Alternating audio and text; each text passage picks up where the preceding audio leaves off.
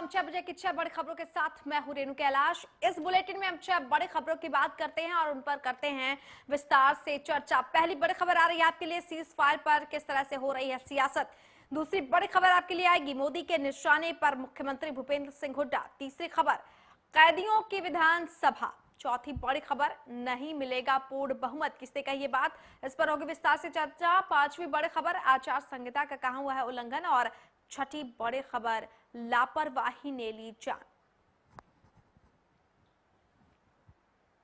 चलिए बात पहली बड़ी खबर की। सीमा पर लगातार हो रहे सीजफायर के उल्लंघन पर अब राजनीति गर्मा गई है। महाराष्ट्र के रायगढ़ में कांग्रेस उपाध्यक्ष राहुल गांधी ने प्रधानमंत्री नरेंद्र मोदी पर जमकर निशाना साधा। राहुल गांधी ने कहा कि मोदी कहते थे कि वो सत्ता में आएंगे तो पाकिस्तान कुछ नहीं कर पाएगा, लेकिन वही पाकिस्तान लगातार सीजफायर का उल्लंघन कर रहा है। इसके साथ ही राहुल ने कहा कि प्रधानमंत्री चीनी राष्ट्रपति के साथ झूला झूलते रहे और चीनी सैनिक भारतीय सीमा में घुसपैठ करते रहे। आखिर प्रधानमंत्री इस मामले पर चुप्पी क्यों साधे हुए हैं। साथ ही राहुल ने यह भी कहा कि नई सरकार गरीबों के हित में बनाए गए सारे कानूनों को बंद कर दरवाजे के पीछे खत्म कर रही है। राहुल ने पीएम पर निशाना साधते हुए कहा कि बड़ी बातें करना आसान होता है लेकिन करना मुश्किल। बीजेपी के मार्केटिंग अच्छी है। पीएम जब एक कार्यक्रम में झाड़ू लगाते हैं तो सब जगह दिखता है, लेकिन जब चीनी सैनिक सीमा में आते हैं तो हर जगह चुप्पी रहती है। हमारे साथ पी बख्शी रक्षा विशेषज्ञ जुड़ रहे हैं। बख्शी साहब, बहुत स्वागत है आपका हरियाणा न्यूज में। Thank you. बख्शी साहब, आप कह सकते हैं कि सुरक्षा को लेकर भी सियासत हो रही है। एक तरफ जहां सीमा पार से लगातार सीज फायर का उल्लंघन हो रहा है तो अब इस पर सियासत भी गर्मा रही है। आप प्रधानमंत्री नरेंद्र मोदी पर निशाना साधा है राहुल गांधी ने। नहीं, राहुल गांधी बेशक प्रधानमंत्री पे निशाना साधे, पर मैं आपको बता दूं एज अ डिफेंस एक्सपर्ट कि हमारी इस समय हमारी फौजों को बिल्कुल पूरी की पूरी हिदायत दी गई है और गोलाबारी चल रही है हमारी तरफ से भी। वो आपकी टेलीविजन ये नहीं देखती कि हमने उनके कितने लोग मारे हैं, आपको पता नहीं चल रहा है। और इसका खुलासा सिर्फ उसका ही है जो हमारे साथ हो रहा है। हमारी फौजें बरकरार जवाब दे रही है और उसमें दो राय नहीं है, पर इसकी चर्चा जोर जोर से मोदी साहब नहीं कर रहे, क्योंकि ये एक प्राइम मिनिस्टर के लिए करना ठीक नहीं है।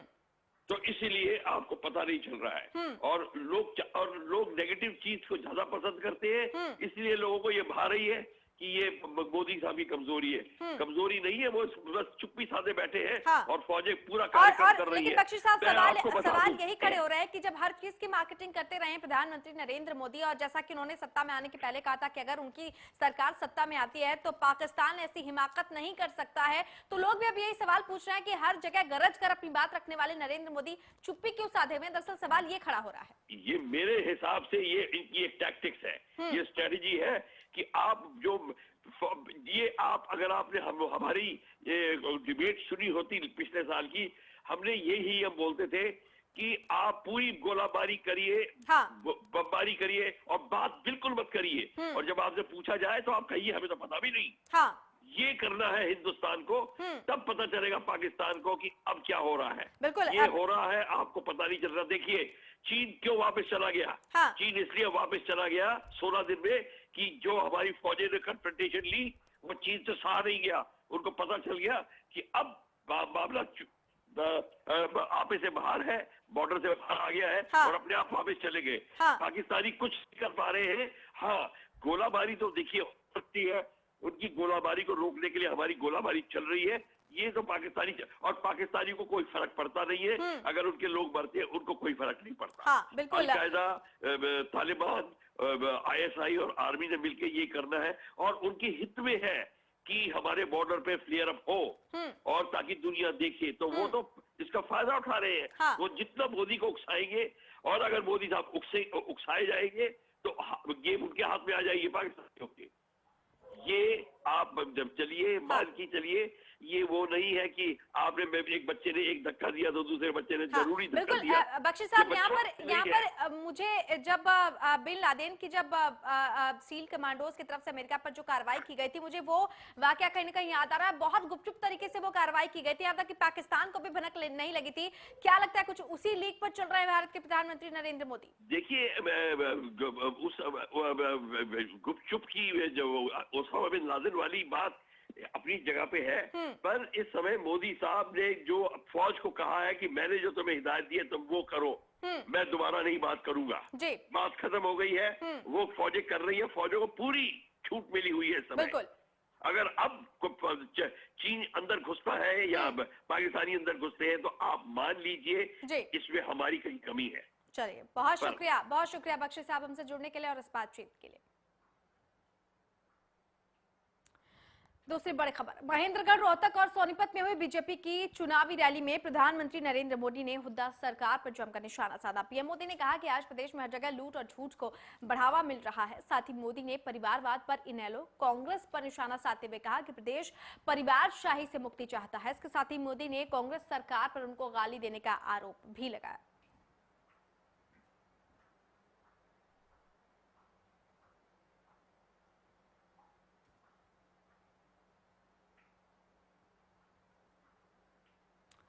सीएम हुड्डा पर प्रधानमंत्री नरेंद्र मोदी ने शब्दों के बाढ़ छोड़े हैं। उन्होंने कहा प्रदेश की जनता परिवारशाही से मुक्ति चाहती है। उन्होंने कहा कि उन्हें कांग्रेस हर जगह गाली देती है, लेकिन मुझे इससे कोई फर्क नहीं पड़ता।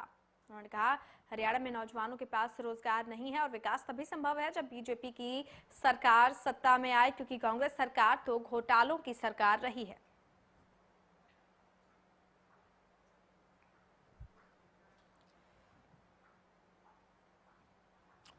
बात करते हैं, इस वक्त फोन लाइन पर जुड़ रहे हैं कृष्णमूर्ति हुड्डा, प्रदेश कांग्रेस प्रवक्ता। कृष्णमूर्ति जी, बहुत स्वागत है आपका हरियाणा न्यूज में। धन्यवाद। हुड्डा जी निशाने पर है प्रधानमंत्री नरेंद्र मोदी के, कह रहे हैं कांग्रेसी तो उन्हें गाली दे रहे हैं। देखिए, हमने कभी प्रधानमंत्री को गाली नहीं दी है, लेकिन प्रधानमंत्री जिस प्रकार से ढोंग रच रहे हैं, जिस प्रकार से लोगों को बरगला रहे हैं, जिस प्रकार लोगों को झूठ बोल रहे हैं, हाँ। हरियाणा के लोगों को, युवाओं को नौकरी, झूठ क्या हो सकता है? आज हर आदमी को नौकरी चाहिए, हाँ चाहिए, ऐसे बुलवा रहे हैं। ऐसे लोगों को दिखा रहे हैं जैसे कल इनकी सरकार आएगी परसों नौकरी मिल जाएगी। तो जिस प्रकार से ढोंग रच रहे हैं वो, जिस प्रकार से वो लोगों को झूठ बोल के उनका वोट लेने की कोशिश कर रहे हैं, वो दुर्भाग्यपूर्ण है। नहीं, लेकिन हुड्डा साहब उन्होंने ये भी सवाल उठाया कि चलिए आपने ये भी कहा कि अगर आज वो ऐसे वायदा कर रहे हैं जैसे आज अगर सरकार आती है कल नौजवानों को नौकरी मिल जाएगी, लेकिन 10 साल जनता ने देखा है कांग्रेस प्रदेश सरकार को, लेकिन जो बेरोजगार नौजवान है उनकी बेरोजगारी जस की तस है, तो कांग्रेस किस दिशा में आगे बढ़ी? देखिए, जस की तस नहीं है, बहुत लोगों को रोजगार मिला है। 10 साल में करोड़ों लाखों करोड़ रुपए इन्वेस्टमेंट हुए हैं गुड़गांव के अंदर। हाँ। बाकी हिस्सों में भी, बहादुरगढ़ के अंदर, रोहतक के अंदर इतनी जबरदस्त इन्वेस्टमेंट हुई है, बहुत लोगों को रोजगार मिला है। ये बात नहीं है कि इस 10 वर्ष में अगर हम 2009 में हमें लोग चुनाव नहीं जीत पाते। कृष्णमूर्ति जी, यहाँ पर रोकना चाहेंगे आपको। जवाहर यादव जी भी हमारे साथ जुड़ रहे हैं, बीजेपी के प्रवक्ता हैं। जवाहर जी, बहुत स्वागत है आपका हरियाणा न्यूज में। जवाहर जी, आप सुन पा रहे हैं हमें? हाँ, मैं सुन पा रहा हूँ। जवाहर जी, जिस तरह से प्रधानमंत्री नरेंद्र मोदी ने निशाना साधा मुख्यमंत्री भूपेंद्र सिंह हुड्डा पर, कृष्णमूर्ति हुड्डा जी हमारे साथ जुड़े हुए हैं, प्रदेश कांग्रेस प्रवक्ता हैं, कह रहे हैं वायदे तो इस तरह से किए जा रहे हैं प्रधानमंत्री की तरफ से जैसे कल बीजेपी की सरकार सत्ता में आई और परसों नौजवानों को रोजगार मिल गया। देखिए, इनके पास आलोचना का कोई है तो है नहीं। अब ये सरकार इनके 10 साल के कुशासन के बाद केंद्र में सरकार बदली। हाँ। 60 साल इन्होंने 68 साल इस देश पर राज किया और ये हमसे 60 दिन का हिसाब मांगते हैं। आज इनकी सरकार फिर जा रही है, 10 साल है, और इन्होंने अभी सरकार का गठन ही हो फिर उन्होंने हिसाब मांगना शुरू कर दिया। और देखिए, अभी ये बात कर रहे थे रोजगार की और इन्वेस्टमेंट की। हरियाणा के लोकायुक्त, ये ऑन रिकॉर्ड है, हरियाणा के लोकायुक्त ने FIR के आदेश दिए थे, परंतु यहाँ लोकायुक्त कमजोर है। हरियाणा में इसकी लोकायुक्त की मजबूरी है कि वो चाहकर भी मुख्यमंत्री के खिलाफ वो एक्शन नहीं ले सकता। उन्होंने एक हरियाणा सरकार को एक निवेदन किया था, हरियाणा के लोकायुक्त ने, इन्होंने झूठ बोला कि इस प्रदेश में 2 लाख करोड़ का इन्वेस्टमेंट हुआ और 20 लाख लोगों को नौकरी मिली। हाँ। जिसके खिलाफ लोकायुक्त ने कहा कि ये धार्मिक प्रचार कर रहे हैं और इसके खिलाफ मुख्यमंत्री के खिलाफ इस पर एक छोटी सी प्रतिक्रिया लेना चाहूंगी। कृष्णमूर्ति जी, आपने सुना जवाहर यादव जी की बात को, क्या कहेंगे आप? देखिए, हमने जो कहा है वो करके दिखाया है। हाँ। लेकिन इनकी तरह नहीं है। इन्होंने कहा था कि लोकसभा के चुनाव में कि नरेंद्र मोदी की 56 इंच की छाती है, और अगर इनको मोदी जी को प्राइम मिनिस्टर बना देंगे तो हम पाकिस्तान का मुंह बंद कर देंगे, चाइना को भगा देंगे। आज इनके ना तो पाकिस्तान काबू आ रहा है और ना चाइना काबू आ रहा है। पाकिस्तान हमारी वो बेइज्जती कर रहा है, इतनी जबरदस्त फायरिंग कर रहा है। आज हमारा शर्म से सिर झुक जाता है कि आज हमारा इतना कमजोर नेतृत्व है कि आज पाकिस्तान हमारे सिर पे चढ़ गया है। बिल्कुल, चलिए बहुत बहुत शुक्रिया आप दोनों ही मेहमानों का, बहुत बहुत शुक्रिया। समय की कमी है हमारे पास, तो आरोप और प्रत्यारोप का दौर जारी, लेकिन आज प्रधानमंत्री नरेंद्र मोदी के साफ निशाने पर रहे मुख्यमंत्री भूपेंद्र सिंह हुड्डा। प्रदेश के मुख्यमंत्री भूपेंद्र सिंह हुड्डा ने होडल के सौद गांव में जनसभा के इस दौरान हुड्डा ने बीजेपी पर निशाना साधा। उन्होंने कहा कि बीजेपी किसान हितैषी पार्टी नहीं है। वहीं सीएम ने इनेलो के ओपी चौटाला पर भी जमकर वार किया। सीएम ने चौटाला को सीएम पद की शपथ लेने के सपने नहीं देखने की नसीहत दी, सलाह दी। उन्होंने चौटाला के जेल में शपथ के बयान पर चुटकी लेते हुए कहा कि वो जेल में है, कैदियों की विधानसभा बनाएं, साथ ही कैदियों के विधायक बनकर उनके साथ ही मुख्यमंत्री पद की शपथ ले लें। क्यों गुमराह कर रहे हो लोगों को भाई? अगर तेरे को शौक ही है दिन में सपने देखने का, तो ऐसा ही शौक है भाई, एमएलए तो बन नहीं सकता तू। फिर एमएलए को चुनाव भी क्यों लड़वा रहा है भाई? तो शपथ ही लेनी है तो यूं कर तो आपका शौक पूरा हो जाएगा। विधानसभा भी वो तेरी जेल में जो कहती है ना, होने की विधान।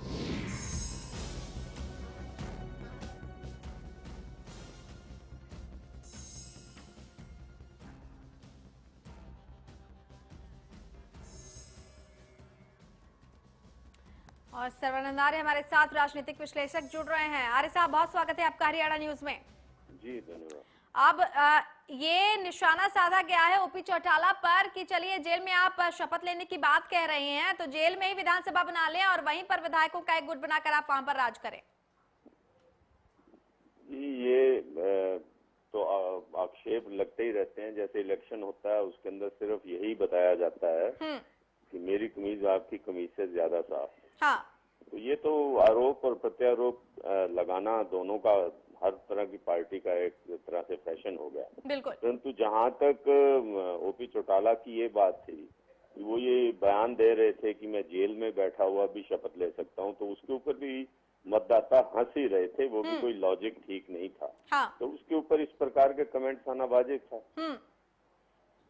चलिए आर्य साहब, बहुत शुक्रिया आपका इस बातचीत के लिए।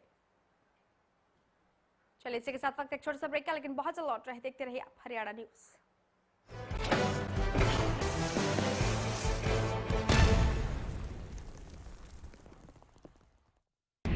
हर वर्ग, हर जाति, हर उम्र तक होगी अब विकास की पहुंच। हर हाथ बढ़ेगा उन्नति की ओर। जुड़े हरियाणा लोकहित पार्टी से।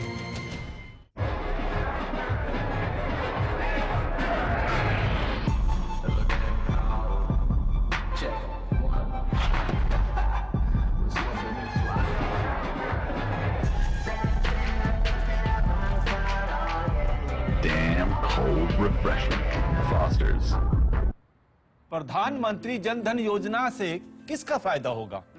सबका। कोई भी भुगतान सीधा हमारे खाते में। खेती में भी तकनीक की बात चल रही है, जिससे किसान भाइयों को खाद, पानी, बीज वक्त पर मिल सके। भाजपा के दूसरे राज्यों में भी ऐसा हुआ है, यहां भी होगा। और ये होगा तब जब केंद्र और राज्य में भाजपा की सरकार होगी। अब जाग उठा है हरियाणा। अब तो कमल का बटन दबावेंगे और भाजपा ने ले आवेंगे। बदले हरियाणा के हालात, चलो चले मोदी के साथ। हरियाणा फ्रेश शुद्ध घी का नाम बड़ा, शुद्धता की कसौटी पर खरा, घर के घी जैसा स्वाद मन भाए, जो भी खाए तंदुरुस्ती पाए। हरियाणा फ्रेश एगमार्क शुद्ध घी, स्वाद घर के घी जैसा। हरियाणा फ्रेश शुद्ध घी। सस्ते के चक्कर में निकाल दिया कचंबर कपड़ों का। पैसे भी तो बचाने थे। सस्ते का छोड़ो बुखार, अब आपके बजट में निखार। निखार डिटर्जेंट पाउडर व बर्तन बार। मेरे प्यारे हरियाणा वासियों, आओ मिलजुल कर ऐसा काम करें कि आने वाली पीढ़ियां हम पर मान करें। दुनिया तन्यारा हरियाणा हमारा, साक्षी कहाँ सा हमने प्राणा ते भी प्यारा। हम दूर बहुत घनी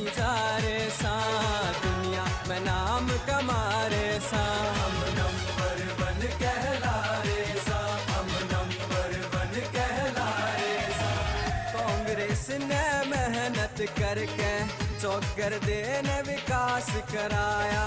दूरदृष्टि से हरियाणा को नंबर 1 पर है पहुंचाया। सबकी जुबान पे के नाम हो मुबारक जवान या बुढ़ा, नेक नियत तय काम करे हमारा सीएम भूपेंद्र हुड्डा, हमारा सीएम भूपेंद्र हुड्डा। खेत खेल से ना व्यापार में ऊंची शान से मारी, 2.5 करोड़ की जनता पूरे देश की शान बढ़ा रही, पूरे देश की शान बढ़ा रही। चौड़ी सड़कें पक्की गलियां, गांव शहर में विकास हुए। यहाँ कोई रहे ना बेघर भूखा, हर पल ये प्रयास हुए। जिन्हें गरीब का मान बढ़ाया और गांव गांव चमकाया, संग शहरी विकास कराया।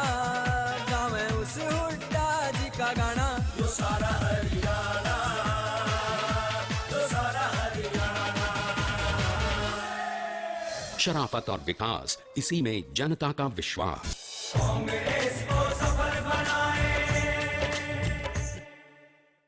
अंधकार से प्रकाश की ओर ले जाने का नाम है ज्योतिष, ऊर्जा के स्तर को बदलने का नाम है वास्तु। कौन सा रत्न देगा जीवन में उन्नति और तरक्की? लाल किताब और वेदों के वो कौन से खास उपाय हैं जिनके माध्यम से बदला जाए आपके भाग्य के सितारों को? बताऊंगा मैं आचार्य प्रदीप, ज्योतिष, वास्तु और लाल किताब के इस खास कार्यक्रम आपके सितारे में। बढ़ती महंगाई, बिगड़ते हालात, घटता बुजुर्गों का सम्मान, ढलती उम्र की बेबसी। अब हेल्प सबकी खुशियों के लिए।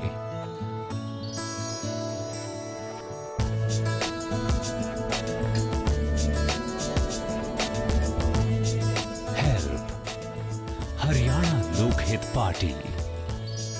लोकहित है आधार, अब सपने होंगे साकार।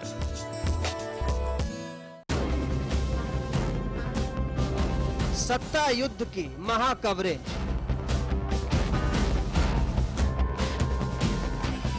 Mukesh Kumar Gurgaon, Rajeev Puruthi Kaithal, Vinay Kumar Karnal, Bharat Srivastava Faridabad, Kamarjeet Singh Virk Haryana news Karnal, cyber city Gurgaon से नीरज वशिष्ठ, हिसार से विवेक कुमार, जगाधरी से सुमित ओब्रॉय, खरोंडा से संजय शर्मा, आयुष गुप्ता कुरुक्षेत्र, चंडीगढ़ से राकेश गुप्ता, हरियाणा न्यूज के लिए नारनौल से हरविंदर यादव, अमित तिवारी, हरियाणा न्यूज सिरसा। 90 सीटों पर 90 रिपोर्टर, सिर्फ हरियाणा न्यूज पर।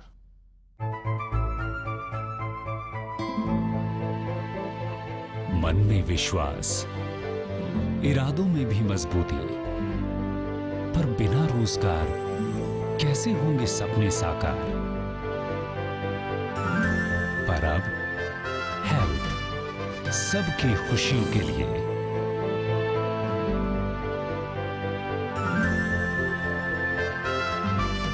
Help, Haryana Lokhit party. लोकहित है आधार, अब सपने होंगे साकार। एक ही नूर से हुक्म हजूर से सारी सृष्टि साजी, भाई पंडित काजी, एक ही जात है,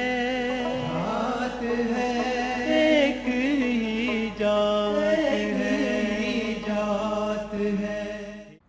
घर में पढ़ाई का माहौल था जी। पिताजी ने हमेशा पढ़ने को बढ़ावा दिया, पर नौकरी ना मिली। वो तो उन्हें मिली जिनकी पहचान थी। ज्यादा नौकरी है भी ना, विकास हो तो ही नौकरी निकले ना। पर मन ने भी हिम्मत ना हारी जी। खेती करके अपने बच्चों ने पढ़ा रहा हूं, पर क्या उनको भी मेरी तरह जूझना पड़ेगा? इब जाग उठा है हरियाणा। इब तो कमल का बटन दबाएंगे और भाजपा न ले आएंगे। बदले हरियाणा के हालात, चलो चले मोदी के साथ।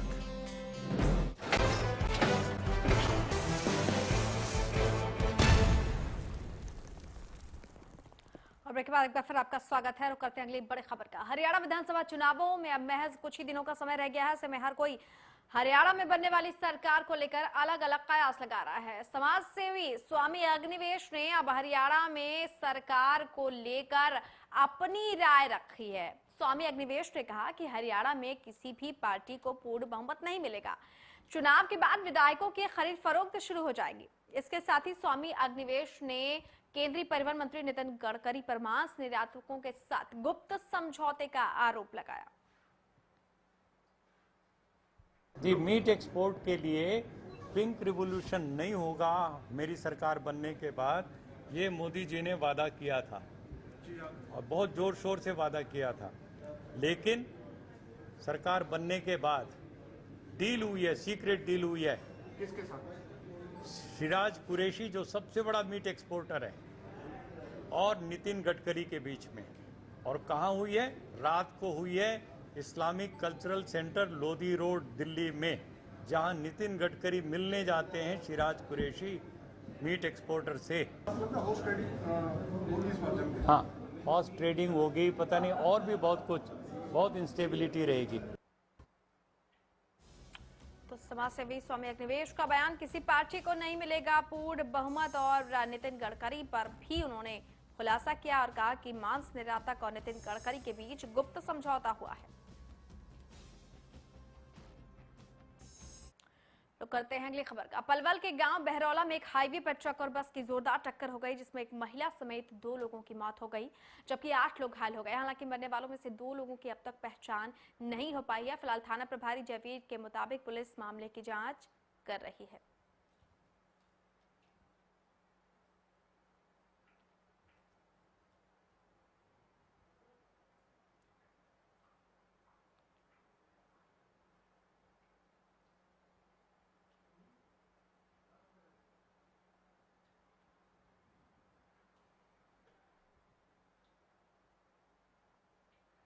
ट्रक और बस की टक्कर, जिसमें आपको बता दें 2 लोगों की मौत हो गई।